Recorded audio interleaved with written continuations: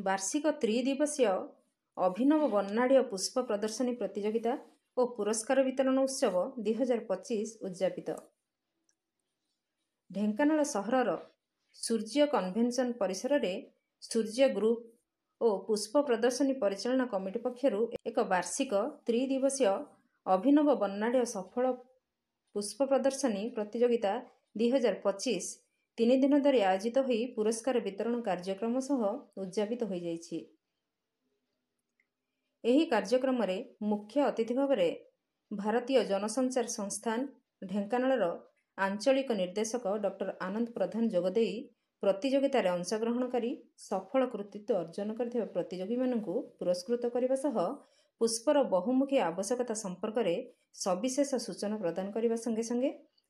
जुगे जुगे पुष्प सौंदर्यबोधर प्रतीक हो आसी बोली दृढ़ मतव्यक्त करथिले।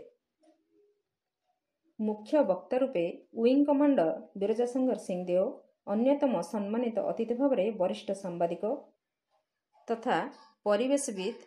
प्रद्युम्न रथ वरिष्ठ शिक्षाविद वरिष्ठ नागरिक सुसाहित्यिक परिवेश प्रेमी सामाजिक कर्मी तथा संवाददाता डॉक्टर देवी प्रसाद मिश्र मीना बजार पूजा कमिटीर सभापति रविनारायण महांती और सूर्य ग्रुप निर्देशक सौमेन्द्र पट्टनायक प्रमुख योगदान करी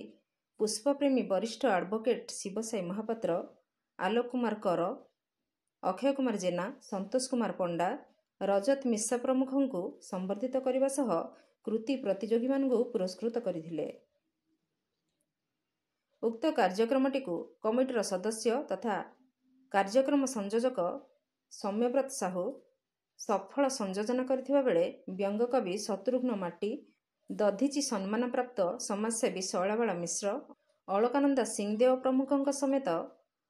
अन्यतम सदस्य सदस्यवृंद एवं गुरुदेवजी फाउंडेशन स्वेच्छासेवी रोजालिन साहू इंद्रजीत साहू प्रताप नायक स्वप्ना मुदुली स्वाति पृष्टि प्रकाश कुमार महांती एवं सूर्य ग्रुप्र चिन्मय महांती परेश त्रिपाठी गौरांग मुदुली सुमंत नायक रामचंद्र नायकों समेत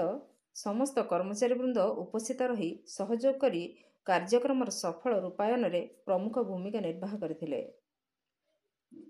परिशेष रे अनिर्बाण तिवारी समस्त को आंतरिकता सह धन्यवाद प्रदान करथिले। ढेंकानालरू सौम्यरंजन महांती रिपोर्ट नागराज न्यूज।